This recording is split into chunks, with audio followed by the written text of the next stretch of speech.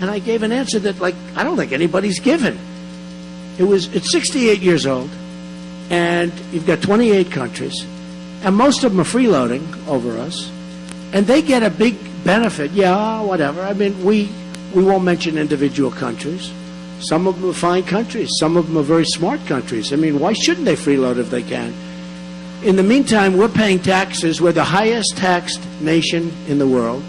By the way, my tax plan lowers taxes very substantially for middle-income people. They're getting killed. They're getting killed very, very substantially. And for companies doing business. Because, I mean, we're the highest taxed nation in the world. There's nobody higher than us. And when you think of it, isn't that terrible? So we have NATO. We're paying a truly, I mean, just the numbers are staggering. We're paying a disproportionate share, and it's obsolete. Because NATO was designed at a time when they didn't have terrorism as we know it. And this doesn't take care of terrorism. And if it does take care of terrorism, we have the wrong countries. Because we'd have to add countries and take some countries off. So I said, no, NATO's fine, but I don't want to pay so much money. I save so much money for you folks. I am going to save so much money. The waste that when you hear we have a military budget that's 10 times higher than anybody else, it's really false. Because we take care of the military for other countries. Nobody even knows it. We take care of Japan. Does anybody know that we take care of the military for Japan? Most people don't know that. Does anybody know that? We take care of Japan, right? You know it, right? And you're not too happy about it, right? Okay, my vets know more than all of us. You're not thrilled, right? First of all, Japan with all the cars. And look, I love Japan. I love Germany. I love South Korea. I love all of them. But it's time they have to pay up, right? When you order a television, you order LG, Samsung, they all come out of South Korea, other than Sony, which comes out of Japan. But you order a television set. We don't make televisions anymore. We don't make them. Try finding. I just ordered like a tremendous order for a big hotel. In fact, it happens to be on Pennsylvania Avenue, right? The old post office. Because I said to myself, well, if I don't make the White House, I'm going to still live on Pennsylvania Avenue. So anyway, we're going to make the White House, okay, because that's more important. But I ordered, a tremendous amount of televisions, and the only ones bidding are the people from different places in Asia, mostly from South Korea. And here we are. It's a behemoth. They make the big ships. They make the big freighters and tankers. They make the televisions, the air conditioners. They're unbelievable. And we have 28,000 soldiers on the line between North and South Korea. And every time this guy, who may be a maniac, every time he raises his hand, we start defending. We start sending our ships, sending our planes, sending everybody. And we don't get reimbursed properly for that. I'm not saying we don't defend. And I'm not saying that I don't even mind taking care of Japan. Japan's a great country. I love Japan. I have many friends from Japan. Many friends from Germany. We take care of Germany. No, a lot of people don't even know that. We protect Germany. Now, Germany sends Mercedes-Benzes over. They're making a fortune. They're a power. They're an economic juggernaut. And we take care of them. And we have budget deficits. And we have losses like you've never seen.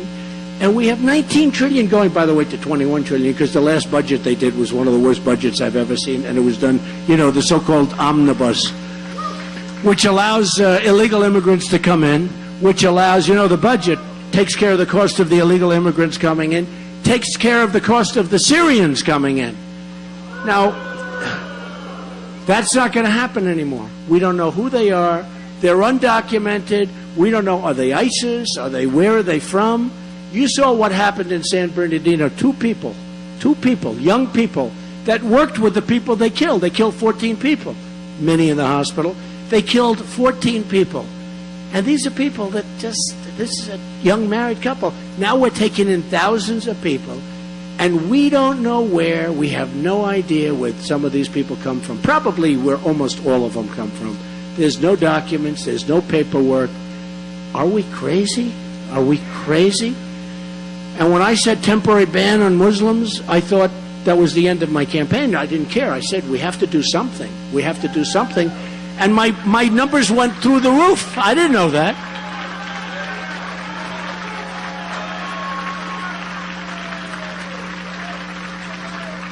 And we have a president that doesn't want to even use the term radical Islamic terror.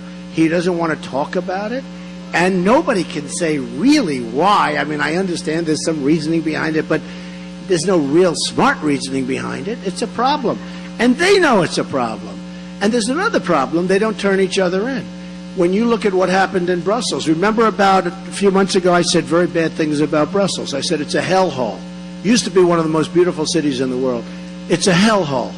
And the New York Times did a big story about me saying what a shame it is that I call Brussels a hellhole, and what right do I have to call it a hellhole?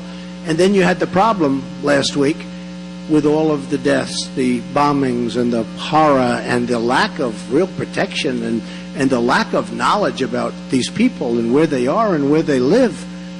I mean, you think of it, the one guy that they've been looking for who did the Paris was living right next to where his apartment was. They don't turn each other in. They didn't turn in San Bernardino. They were making bombs. Many, many people saw bombs all over the floor of their apartment. All over the floor there were bombs. Nobody turns them in.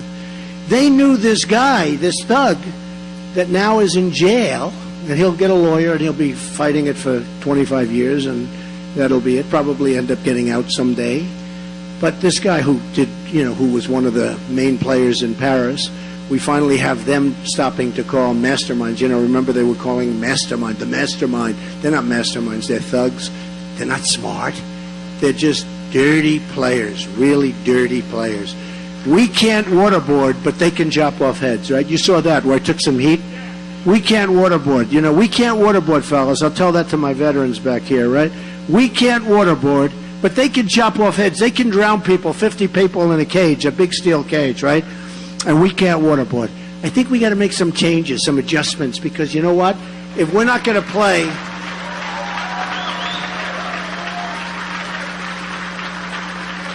See, the problem is, we have the Geneva Convention, we have all sorts of rules and regulations. Our soldiers are afraid to fight. They don't want to go to jail because they're killing the enemy. They were too tough. So we have all sorts of really restrictions and regulations. They have none. They have none. They don't have any regulations. The bigger the weapon they get, the faster they're going to use it. They have no regulations. So we're not playing on an even football field. It's like the Green Bay Packers, if they have to play on a field that's designed where they have to go uphill. It's not going to be so good. It's not going to be so good. Well, we have to go back, and we have to start thinking about military instead of having politicians making these decisions, because we're not going to win this way. We're just depleting our military, and it's not going to happen. If I win, folks, we got to get rid of it. I was against the war in Iraq, but I will say we got out the wrong way. We should have kept the oil. We should have kept some soldiers there for a semblance. The people that we had running Iraq were bad. They created ISIS because basically they were very inclusionary, inclusionary only to themselves. And essentially the people that couldn't get in, you created ISIS, which turned out to be worse than anything we've seen in an awfully long time. So we really have leadership that truly doesn't know what it's doing. Now, you saw where I said keep the oil. I've been saying that for 4 or 5 years. People that know me, 4 or 5 years. Keep the oil, keep the oil. When you get out, stay and keep the oil. We left. Who took over the oil? Iran is taking over the whole country, so Iran ultimately will have the oil. But you have ISIS and you have Iran. They have the oil. That's what's going to happen. And as sure as you're sitting there or standing there, I will tell you they're taking the oil, and Iran is taking the country of Iraq. Iran made one of the greatest deals I've ever seen made because our lawyers, our negotiators are incompetent. Grossly. Secretary Kerry didn't have a clue. He never once got up. They would force things down his throat, and he never once got up and walked. I kept waiting. I said, get up now and walk. Don't take it. And he'd go, I'll take it. We'll take it. He's representing from us. He's representing us. He'll say, I take it. He never once got up and walked. And even our prisoners, they should have been out years before they got out. We should have never started that negotiation until we should have doubled up the sanctions, said, release our prisoners, and then we start talking. And now it looks like we paid, it looks to the world, and it's true, like we paid $150 billion to get prisoners. You talk about a ransom. I'd say that's a pretty good ransom. So those things are not going to happen anymore, folks. We're going to be smart. We're not going to have Sergeant Bergdahl where he's a traitor. And we negotiate for Bergdahl, right? And they get 5 people and we get a traitor. I say a dirty, rotten traitor. I hate to say it, but we get a traitor. We knew he was a traitor when we made the deal because you had a colonel and a general go and interview everybody. So we were sure that he knew. So our people knew that he was a traitor. We make the deal anyway. So we gave them 5 of the greatest killers, the people they most coveted of any people. Those are the 5 that they wanted. And now they're back on the battlefield, or will, trying to kill everybody, by the way, excuse me, including us. And they're back in the battlefield. And what do we have? Bergdahl. And he's in court. And it always seems to get easier and easier for him because, they're saying, well, I don't know if that's going to happen because maybe we'll shame the courts. But, a little while ago, a number of months ago, they said, well, we don't think he's going to get any time. 5 people and probably 6 people were killed looking for Sergeant Bergdahl, okay? When he was missing, 5 people or 6 people, probably 6, were killed. Young, great, beautiful people. Our soldiers were killed going out trying to get him back. And he left. He didn't do so well when he left. He found out it wasn't so nice out there, right? He didn't like it so much. I don't think he'd go back again. I'd give him back and I'd fly him right over. Maybe put a very small parachute on, maybe no parachute at all. Fly bing right in the middle of that mess. I'd put him right smack in the middle of that mess.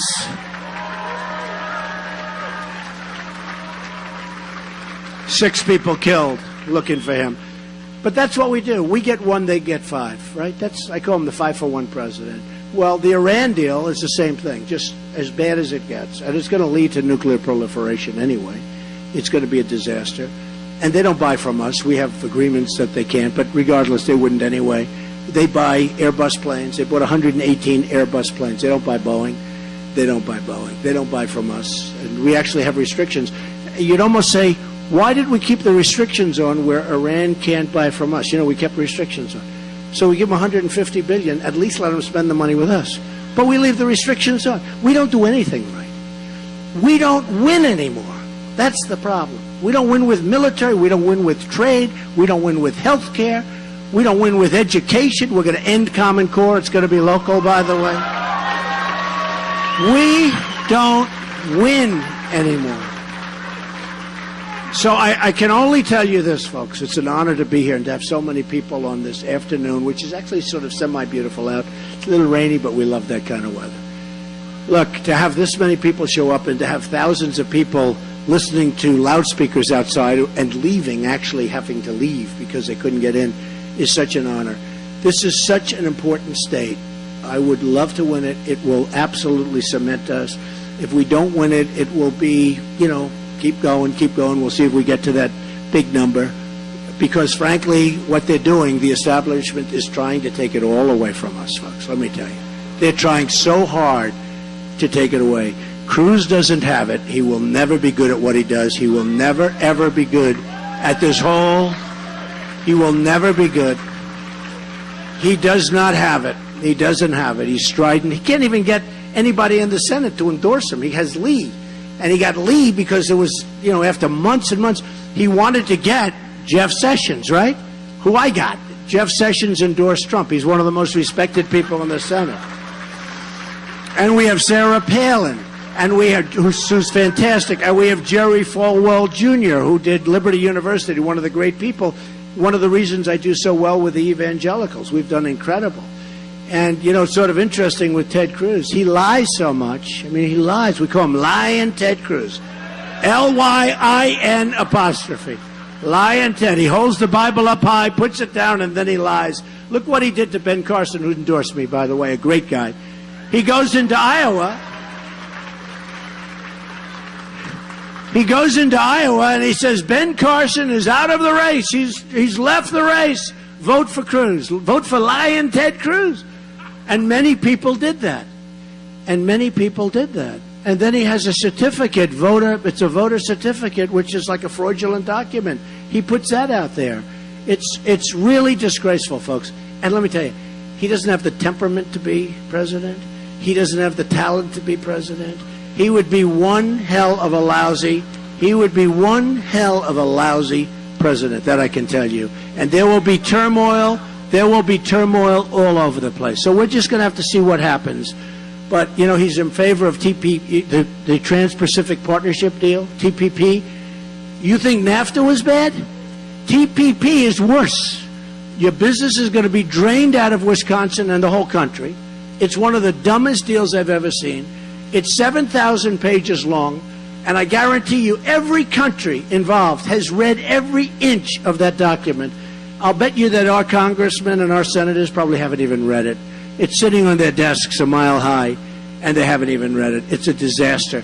And they don't talk about devaluation, monetary devaluation or currency devaluation. They don't even talk about it. And that's the single greatest tool, how we get killed by China and the other countries. You look at what Japan has done to their yen. You have to take a look. China, what they're doing, they're like grand chessmakers. They are the best. Nobody's ever played the game better. We have rebuilt China. We've rebuilt it. And we can't continue to go on like this. So we're not going to go on like this. We're going to become a rich country again.